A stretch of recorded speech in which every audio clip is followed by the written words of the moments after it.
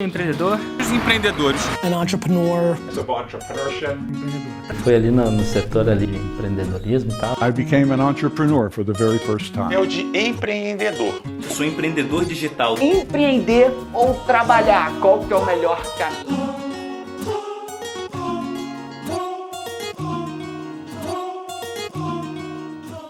Quando ouvimos a palavra empregado ou funcionário, já imaginamos alguém preso a um cubículo, uma mesa, enfrentando estresse e cumprindo ordens a maior parte do dia. Quando ouvimos a palavra empreendedor, imaginamos pessoas que fizeram muito sucesso com seus negócios, como Steve Jobs, Mark Zuckerberg ou Bill Gates. Mas como de fato distinguir trabalho de empreendedorismo? Existe um termo em inglês chamado linchpin, que soa como uma espécie de líder dentro de um grupo. Mas é um conceito mais específico do que isso. O linchpin é o membro mais importante de um sistema que faz com que todos se mantenham unidos, fazendo a roda girar. Seth Godin, considerado por muitos um guru do marketing, define o linchpin como alguém que consegue caminhar em meio ao caos e criar ordem. Alguém pode inventar, conectar e fazer as coisas acontecerem. Aproveitando desse conceito, podemos distinguir um mero trabalho de empreendedorismo.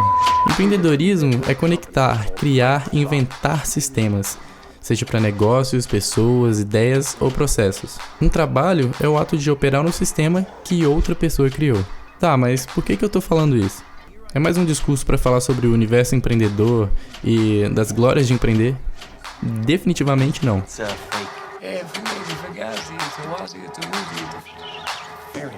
Na verdade, como toda palavra que satura em uso, acaba tomando um desvio de significado. Isso é normal. O objetivo aqui é entender o porquê de todo esse buzz sobre essa palavra e o crescimento constante dessa nova cultura.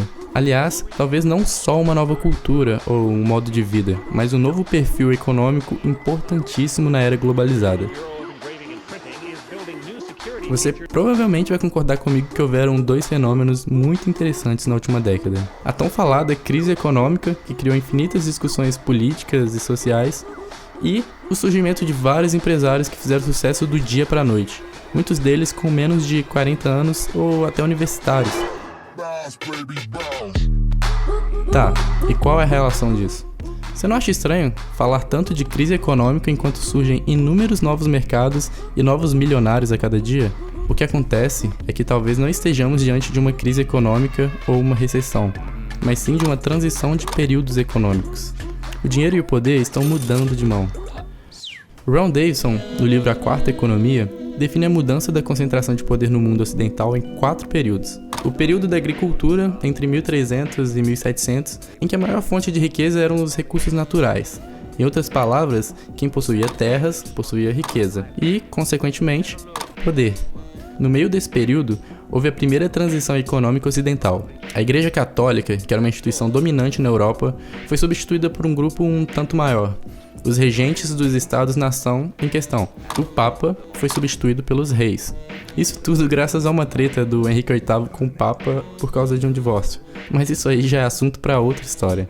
A segunda transição aconteceu no período da economia industrial, entre 1700 e 1900. O limite já tinha mudado da terra para o capital. Os estados-nação perderam lugar para os bancos e quem ditava as regras não eram mais os reis, mas sim os banqueiros. Mayer Rothschild, um judeu prussiano e o banqueiro mais bem-sucedido da época, viu uma oportunidade e distribuiu 5 filhos pela Europa para criar uma organização bancária e monopolizar o fluxo de capital. Talvez seja por ele que no conceito popular, os judeus até hoje tenham essa relação com a avareza. Por muito tempo, os bancos se mostraram muito eficientes em produzir capital, mas aí a economia não tinha muita informação para crescer, havia estagnado. Por isso, o limite passou do capital para a informação. Na economia da informação, entre 1900 e 2000, as instituições dominantes deixaram de ser os bancos e passaram a ser as grandes corporações. Os banqueiros ficaram nas mãos dos CEOs. Um exemplo desse período foi a ascensão da IBM, que construiu seu império a partir do desenvolvimento de tecnologias que permitiram a tabulação de um volume enorme de dados em uma velocidade e complexidade nunca vistas ou imaginadas antes. A cada nova transição, é evidente que o poder se torna cada vez menos centralizado. Do papa para os reis, dos reis para os banqueiros, dos banqueiros para os CEOs, isso se mostra como uma tendência. Beleza, mas e agora? A evolução tecnológica permitiu a criação de ferramentas, hardware e software eficientes a ponto de dizimar diversos empregos e funções que existiam há vários anos. Provavelmente, o smartphone que você usa é mais potente que os computadores usados para levar o homem à lua. Isso cria um novo paradigma econômico. Um simples universitário, ou mesmo alguém com baixa escolaridade, pode desenvolver um negócio que vale milhões em um período muito curto de tempo. O poder sai das mãos dos grandes CEOs para os empreendedores. Grandes corporações competem com um aplicativo criado dentro de um quarto.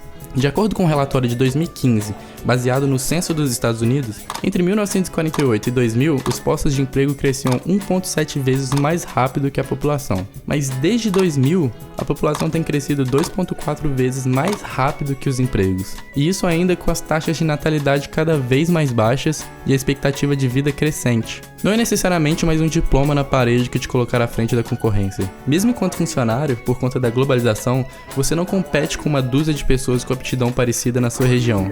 Você compete com milhares de pessoas no mundo inteiro. Dá uma olhada nesse esquema que relaciona o tipo de trabalho e gestão em 4 domínios separados: complexo, complicado, caótico e simples. Em um ambiente simples, como o nome sugere, as relações de causa e efeito são óbvias. Qualquer pessoa minimamente capacitada pode fazer, como empacotar caixas de papelão. Já no ambiente complicado, essa relação requer análise e investigação, a aplicação de um determinado conhecimento. O que se espera é que as pessoas saiam do colégio ou da faculdade preparadas para isso.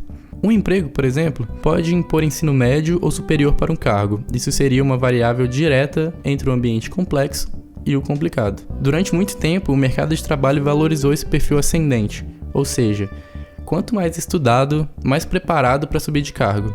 Até que fazia sentido na era da informação, um sistema que valorizava o profissional com base no seu grau de escolaridade. E não é à toa que a escola que a gente conhece foi desenvolvida para preparar mão de obra para as fábricas. E em questão de tempo, isso se tornou na caça aos diplomas que nossos pais e avós nos ensinaram desde pequenos. Mas a grande questão são os 2 outros ambientes. No ambiente complexo é onde a maioria dos empreendedores acaba se encaixando. Diferente do complicado, ter conhecimento pré-existente até ajuda, mas só se sabe o que fazer em seguida, testando e observando o que acontece. E finalmente, o ambiente caótico, que é um ambiente de completa desordem, onde nada é claro e nenhum curso, faculdade ou estudo garante uma maneira determinada de agir. Os tempos mudaram muito. Para competir com pessoas no mundo inteiro, máquinas, softwares, não é mais necessário aprender a seguir instruções e executar determinada função. Saber agir e operar em ambientes complexos e caóticos é o novo Coringa. Retomando as habilidades descritas por Seth Godin, podemos fazer um paralelo com as exigências atuais de um mercado que está em constante transformação.